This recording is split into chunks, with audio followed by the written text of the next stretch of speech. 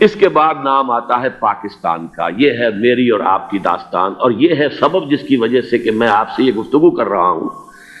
اصل میں تو کس لیے؟ محض ایک علمی استفادہ، محض اپنی بات آرا کو ظاہر کرنے کا شوق نہیں، بلکہ یہ کہ اپنی ذمہ داری ہم پہچانے کہ ہم کس مقام پر کھڑے ہیں. دیکھیے، اس پاکستان کے بارے میں یا ہندوستان کے بارے میں علامہ اقبال نے کہا تھا اپنے ترانہ ملی میں، میر عرب کو آئی ٹھنڈی ہوا جہاں سے، میرا وطن وہی ہے، میرا وطن وہی ہے. اور مجھے بتایا گیا کہ سنن ابی داؤد میں یہ روایت موجود ہے کہ حضور نے فرمایا کہ ہندوستان کی طرف سے مجھے ٹھنڈی ہوا آتی، اگرچہ مجھے وہ حدیث ابھی نہیں ملی ہے، لیکن حزب التحریر کا ایک کارڈ مجھے ملا تھا، تو اس میں اس حدیث کا اور اس میں ابو داؤد کا روایت کا حوالہ موجود تھا. لیکن میں جو چیز آپ کو بتا چکا ہوں وہ یہ کہ الف ثانی کا پورا تجدیدی کارنامہ اس ہندوستان کی سرزمین میں ہوا. مجدد الف ثانی شیخ احمد سرندی، شاہ ولی اللہ دہلوی، سید احمد بریلوی، وہ تو ہمارے پاکستان میں آ کر جو ہے ان کا خون جذب ہوا ارض پاکستان میں. پھر شیخ الہند مولانا محمود حسن. تحریک خلافت چلی تو صرف ہندوستان میں چلی اور کہیں نہیں چلی. آزادی کی تحریک چلی پوری دنیا میں، وہ نیشنلزم کی بنیاد پر چلی، ملے نیشنلزم، عرب نیشنلزم، ترک نیشنلزم. ہمارے ہاں چلی تو اسلام کے نام پر. پاکستان کا مطلب کیا؟ لا الہ الا اللہ. پھر پاکستان قائم ہوا معجزے کے طور پر، بلکہ نازل ہوا ہے لیلۃ القدر میں. انا انزلناہ فی لیلۃ القدر، جیسے قرآن نازل ہوا لیلۃ القدر میں، یہ پاکستان بھی نازل ہوا لیلۃ القدر میں. اس کا برقرار رہنا ابھی تک معجزہ ہے. ہندو یہ سمجھتا تھا، کانگریس سمجھتی تھی کہ جھٹپٹ ختم ہو جائے گا. پھر یہ کہ اس کا قرارداد مقاصد کا پاس ہو جانا، مزید بھی اور اضافی دفعات دستور میں آ جانا، اب کمرشل انٹرسٹ کو ربا قرار دے کر حرام قرار دینا، یہ سارے لینڈ مارکس ہیں کہ جو اشارہ کر رہے ہیں کسی چیز کی طرف، معاملہ کدھر جا رہا ہے.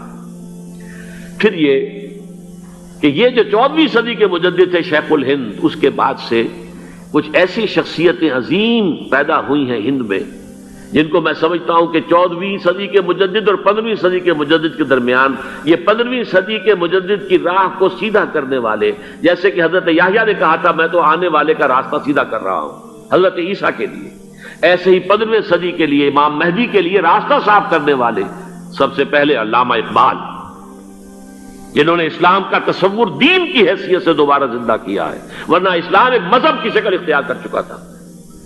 پھر مولانا مودودی، مولانا ابوالکلام آزاد حکومت الہیہ کے نعرے کے ساتھ میدان میں آئے. یہ اقبال نے جو تصور پیش کیا تھا اس پر عملی جد و جہد کے لیے حزب اللہ قائم ہوئی. نوٹ کر لیجئے 11 برس کا فرق ہے عمر کا علامہ اقبال کے اور ابوالکلام کے. اور 1913 میں جب حزب اللہ قائم کی ہے اس وقت علامہ اقبال کی ملی شاعری اپنے عروج کو پہنچ چکی تھی. پھر یہ کہ علامہ اقبال کے بعد تعمیل جو ہے اس کام کی وہ ابوالکلام نے کی، لیکن روایتی علماء کی شدید مخالفت کی وجہ سے وہ بددل ہو کر چھوڑ گئے، کانگریس میں شامل ہو گئے، بساط جو ہے حزب اللہ کی انہوں نے لپیٹ دی. پھر مولانا مودودی آئے، انہوں نے وہ ڈور جو ہے اس کا سرا تھاما، جماعت اسلامی قائم کی حکومت الہیہ ہی کے قیام کے لیے. اگرچہ میرے نزدیک یہ کہ وہ انتخابی اور ایک قومی سیاست کی ایک جماعت بن کر پاکستان میں جو ہے دلدل میں پھنس گئی ہے. اب ہم اس کی کوشش کر رہے ہیں، تنظیم اسلامی اور یہ تحریک خلافت جس کے تحت یہ جلسہ ہو رہا ہے. یہ ساری چیزیں وہ ہیں کہ آپ کو سوائے پاکستان کے اور کہیں نہیں ملیں گی پوری دنیا میں. معلوم ہوتا ہے کہ پاکستان کو بہت بڑا رول پلے کرنا ہے اس میں.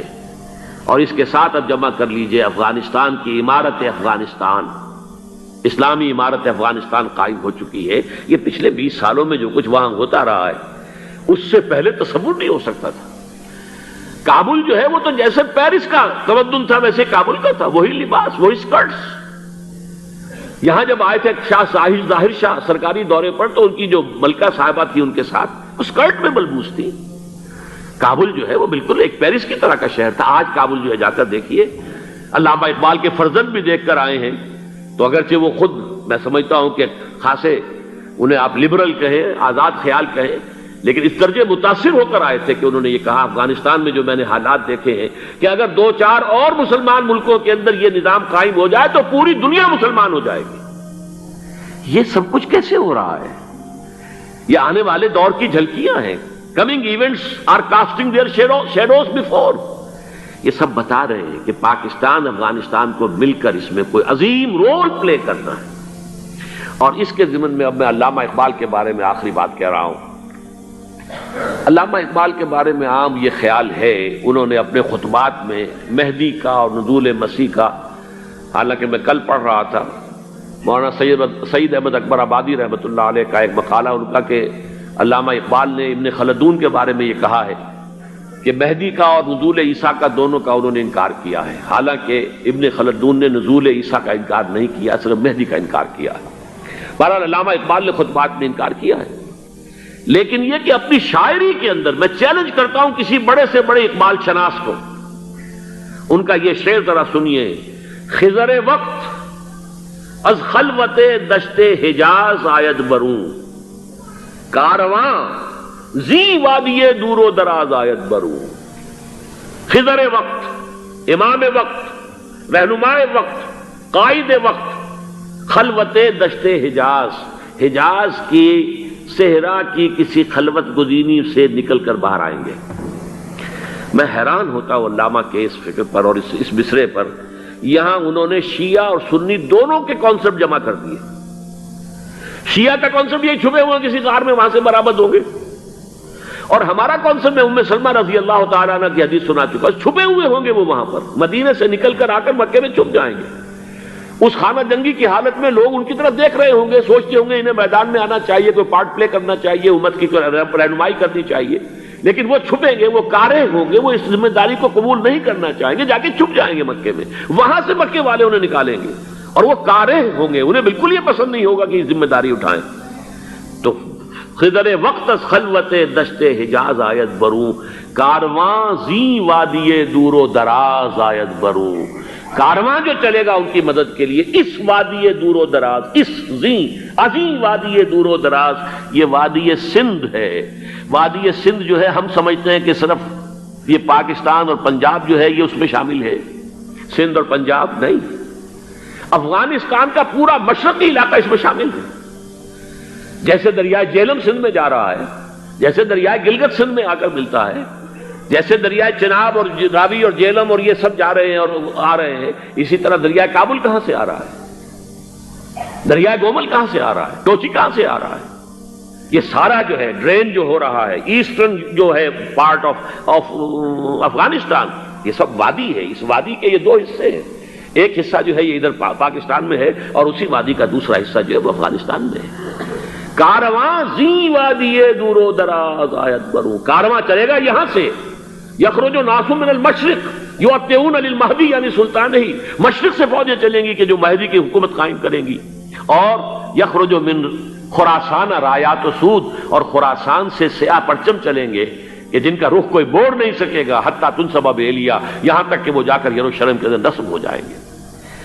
حضرات، میں ایک میری گفتگو کا حصہ باقی تھا لیکن میں اسے چھوڑ رہا ہوں، اس لیے کہ گلوبلائزیشن جو اس کی ہوگی، جو خلافت علی منہاج النبوہ کی تجدید کامل حضرت مہدی کے ہاتھوں عرب میں ہوگی، اس سے پہلے اس کے لیے محنت، کوشش، جد و جہد پاکستان اور افغانستان میں ہو چکی ہوگی جو اسے سپورٹ کرے گی اور وہاں جا کر حکومت قائم کرے گی. اس کے بعد گلوبلائزیشن کا جو مرحلہ اس کا ہے وہ حضرت مہدی کے ہاتھوں نہیں ہے، وہ حضرت عیسیٰ ابن مریم ان کے نزول کے بعد ہے، جن کے نزول کے بعد دجال کا خاتمہ ہوگا اور یہودیوں کا استحصال ہوگا.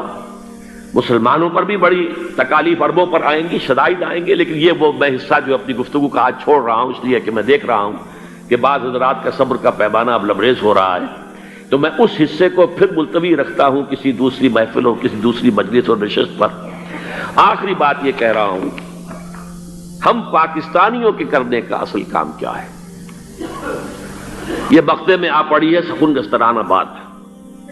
پہلی بات یہ کہ ہماری جد و جہد مرکوز ہو جانی چاہیے کہ یہاں خلافت علی منہاج النبوہ کا نظام قائم کرنے کی جد و جہد کریں. اس کے دو راستے ہیں. ایک سہل راستہ ہے، اللہ تعالیٰ جس کے لیے بھی اس کو سہل کر دے، اگر بظاہر تو بڑا مشکل ہے، نظر آتا ہے کہ لوگ اسے قبول نہیں کریں گے، کر لیں تو پھر بہت آسان راستہ ہے. تمام دینی جماعتیں پاور پالیٹکس سے، الیکشن کی سیاست سے وڈرا کریں اور اپنی تمام توانائیاں متحد ہو کر مرکوز کر دیں۔ نمبر ایک یہ کہ پاکستان کے دستور میں جس قدر اسلامی دفعات آ چکی ہیں ان کو جو غیر مؤثر کرنے والے چور دروازے ہیں وہ بند کروائے جائیں، جس کے لیے آپ کو یاد ہوگا میں نے مہم چلائی تھی نواز شریف صاحب کے دور حکومت میں کہ یہ ترامیم آپ مزید کر دیجئے، تو یہ جو چور دروازے ہیں جس کی وجہ سے قرارداد مقاصد ہو، دفعہ 227 ہو، یہ سب کے سب، اور یہ جو فیڈرل شریعت کورٹ ہے، یہ سب غیر مؤثر پڑے ہوئے ہیں۔ کاؤنسل آف اسلامک آئیڈیالوجی غیر مؤثر پڑی ہوئی ہے، ساری چیزیں موجود، پورا اسلام موجود ہے لیکن غیر مؤثر ہے۔ چور دروازے بند کر دو خدا کے لیے تاکہ یہ اس مؤثر ہو جائے، بڑی آسانی کے ساتھ، بہت ہی عمدگی کے ساتھ، بغیر کسی خون خرابے کے اسلامائزیشن آف لاس اور اس کی امپلیمنٹیشن شروع ہو جائے۔ اور نمبر دو یہ استیصال منکرات کے لیے امر بالمعروف نہی عن المنکر، اس کے لیے میدان میں آ کر کے ہمیں نہ حکومت چاہیے نہ اقتدار چاہیے، ہمیں صرف یہ چاہیے یہ حرام ہے، یہ حرام ہے، یہ حرام، اسے ختم کرو، اسے ختم کرو، اسے ختم کرو۔ اس کے لیے میدان میں آئے۔ من رآ منکم منکرا فلیغیرہ بیدہ فإن لم یستطع فبلسانہ فإن لم یستطع فبقلبہ۔ حضرات اگر یہ کام ہو جائے